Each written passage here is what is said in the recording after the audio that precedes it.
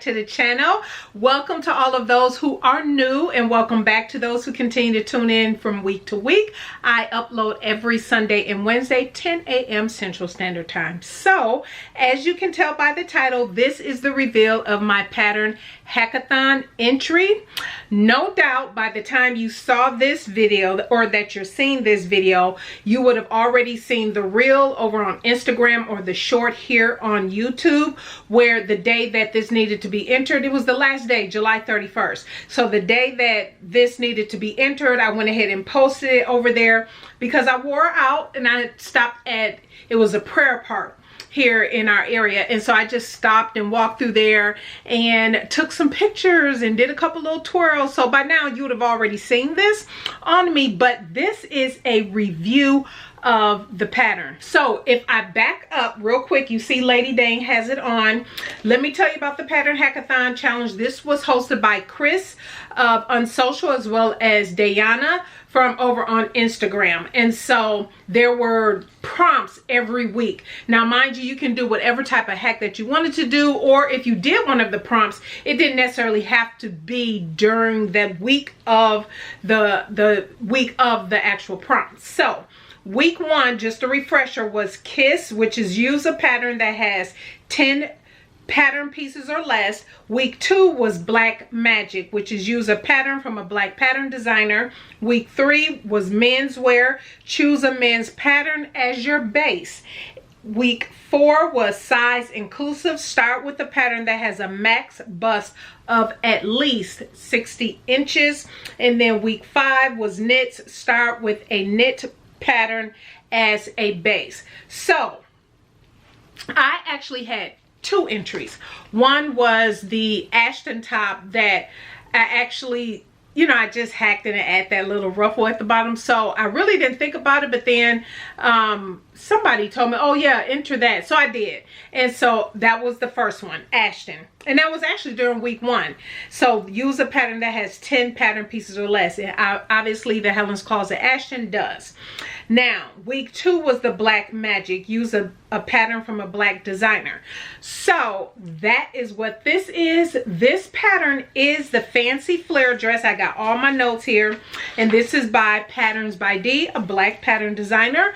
I have wanted to make this for quite some time. You all know that I'm in my shirt dress era where I want to really try to work on and perfect my collar stand technique. And so on this particular pattern, there is no collar stand, it's just the collar, but I still have to perfect that because I mean this one turned out fine. Actually turned out fine. I did have to do something that I think maybe I didn't realize that I needed to do, and it wasn't necessarily mentioned in the pattern either, but I'll tell you about that in a moment. So this pattern goes up to, and you pick your size. So when you do get your pattern, you pick the size block that works for you. And I got the one that was sizes 24 through 32. The 32 goes up to a bust of 56.625. And so, and then the waist 45 for your finished garment measurements. Now, what I can say is this, had I been my heavier weight at 309, fuller around the belly area and waist, this pattern would not have worked for me. So leaning towards size inclusive, maybe not, because those are the type of maybe matrices that I personally keep in mind, because I remember when I was sewing at a higher weight that I just couldn't sew a lot of patterns because they didn't come in my size. And I've said this many times before, there was a point in time early on in my sewing journey where I would grade up a pattern for it to fit. Y'all, I stopped doing that years ago. If it doesn't fit, my measurements do not fit, I'm not doing it. I'm not making it. And so that's the only thing. So if you are, your waist, your finished waist is larger than, I say, a 45, this probably will not work for you unless you're willing to grade up the pattern. Just putting that out there. Other than that, I thought for me, I was able to comfortably grade between sizes. And so with that, my full bust is 49. my waist is a 45. And so the thing with the finished garment measurement I was concerned about was if it was going to fit if it was going to be tight or snug around my waist, because my waist is a 45 and my hip is 55. And so I was concerned about it. So out the gate, I sewed this whole thing up at 3/8 inch seam allowance, because and it was only because I was concerned about the waist. I did everything from the top to the bottom, although I made a mistake around the shoulders, and I'll tell you about that in a moment. So that is about the sizing. This gorgeous fabric came from, and thank you, one of my lovely subscribers told me, because when I did the fabric haul and shared with you the plans that I was sewing, I said I had never heard of this fabric before. And she told me, she mentioned in the comments that it's a expensive brand fabric that's used to make high-end clothes and stuff, but I had no idea. But it is from Cali Fabrics, and if it's still available, I will link to it, because it was on sale, and the last I checked it was on sale, but I don't know if it is now. At the time I purchased it, it was on sale because it was during 4th of July. It is called Classic Blue Stretch 5-ounce chambray from, and this is the brand name, 7 for All Mankind. And so I purchased 4 yards. Now for this pattern, it calls for, let's see here, and this fabric was only 57 inches wide. The pattern calls for 60-inch wide fabric. So keep that in mind, especially if you're doing the larger size, because as I have said before, and as happened with this, when you have, and this is this pattern piece for the bottom, the skirt and everything is long, and it goes out wide on an angle. So 60 inches would have just caught at the largest size the whole skirt pieces, front and back, that go out on the angle, right? And I'm talking about the front piece, not the back. The back, because it's on the fold, you can pretty much get the whole back on the 57 inch. But for the skirt, if you're going all the, down to the end, you're going to be chopping off 2 to 3 inches off the sides of the bottom of the skirt, which you cannot tell at all because of the fullness of this dress.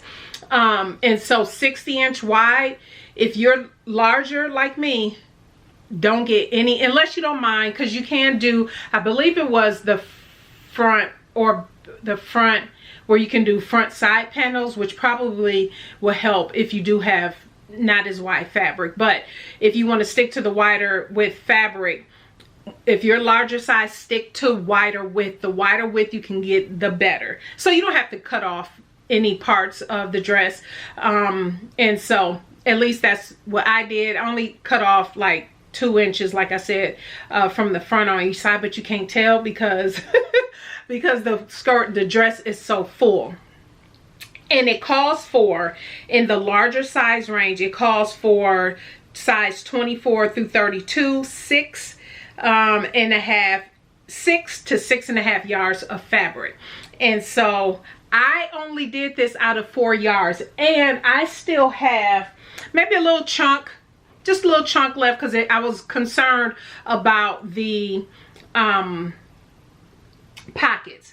But also keep in mind, I did different sleeves, and the sleeves that I did were, one, not as long, but they were wider, which means I did the sleeves from the bell. That's the hack. I'm talking, didn't tell you the hack. I hacked Patterns by D Fancy Flare dress with the Style Art Bell Woven, the sleeves. I put that on here.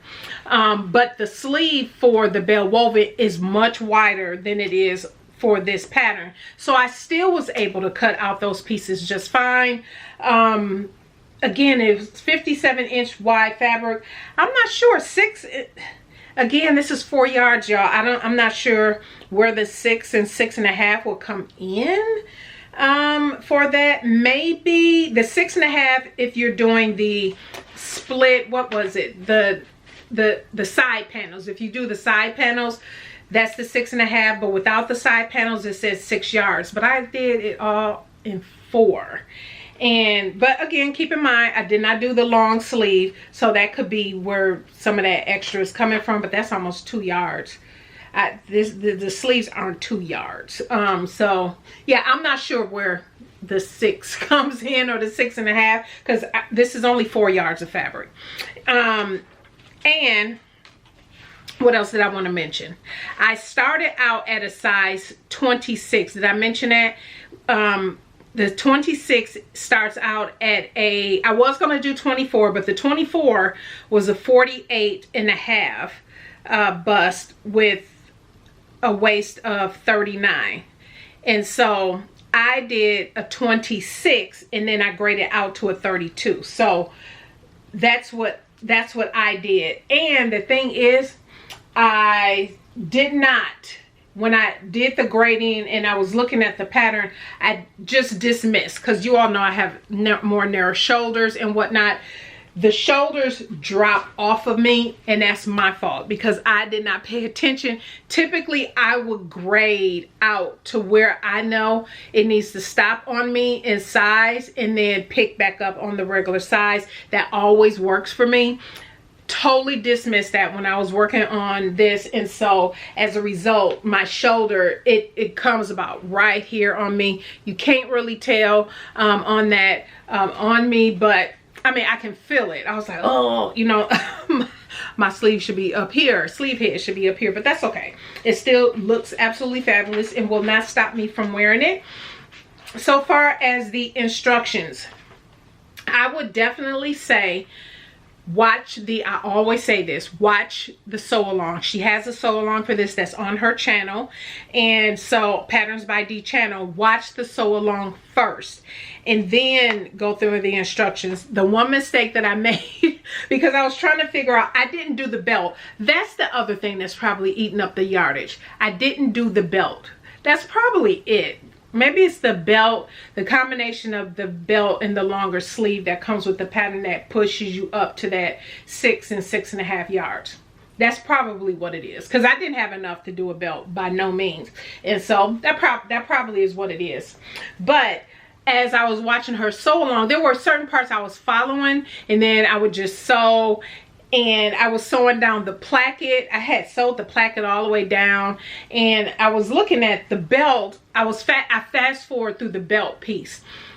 Shouldn't have done that. Pay attention to that, because that is actually part of the construction and how you would do the placket. Even if you're not adding the belt, you have to pay attention to that section, because I had sewed the whole placket up thinking, oh, I know how this is going to look and how this is going to go. And I end up having to unpick the placket, because you leave a certain part of the placket for the bottom of the bodice and the top of the skirt piece open in order for the waistband piece to be enclosed fully. And so yeah, I had a lot of unpicking to do.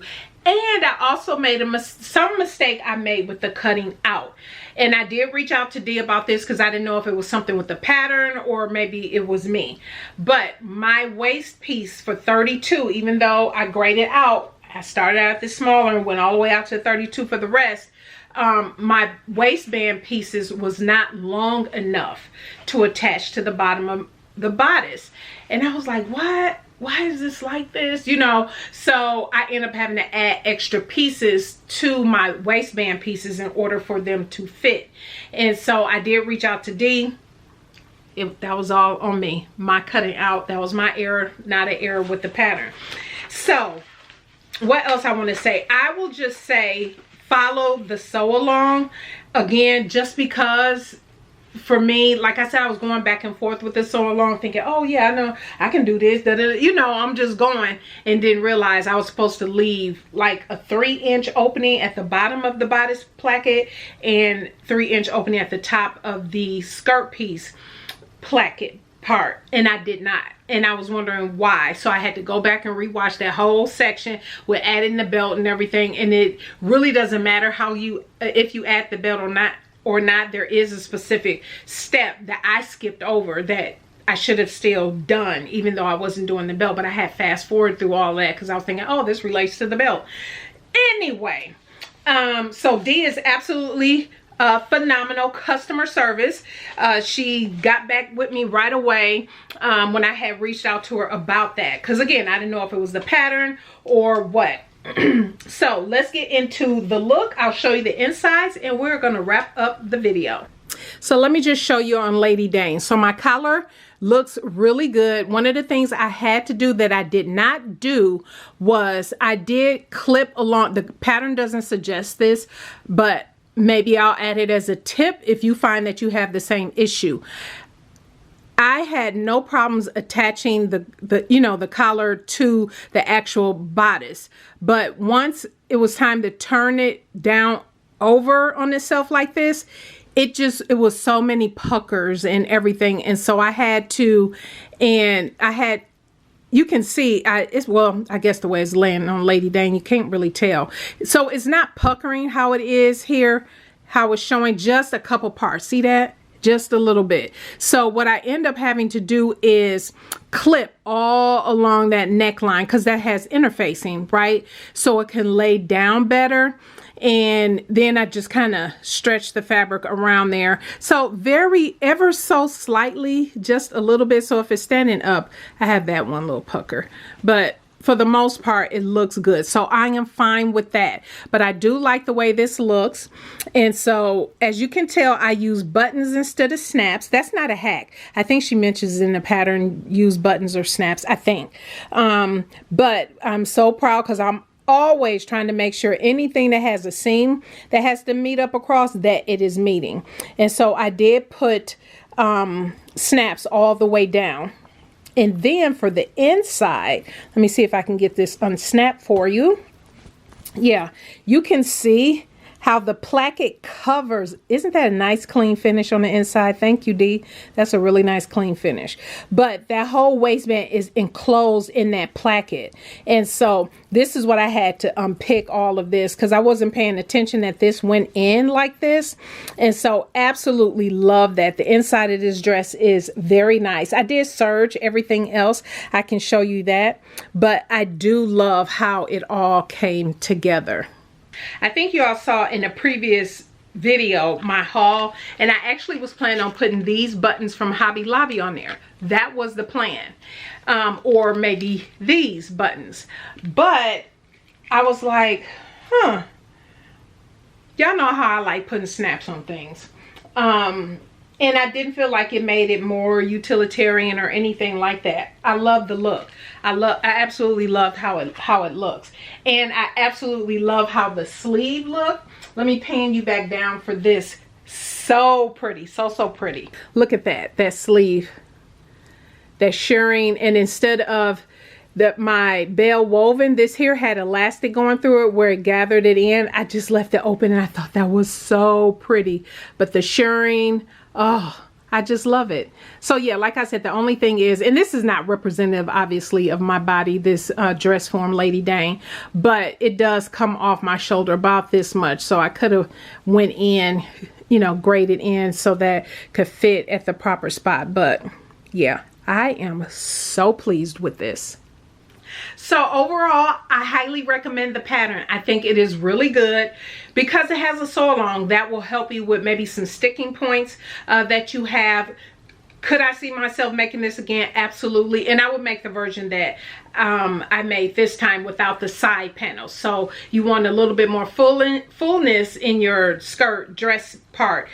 You can do that. And so, but just keep in mind about your fabric if you're a larger size. Keep that in mind, unless it doesn't bother you to do what, I explained that I did with the pattern. But yeah, I absolutely love the snaps on here. I like how it looks. I should be popping up video and picture here. So nice and comfortable and breezy and flowy. The day that I wore this, it was hot. It definitely was hot outside, but this was blowing.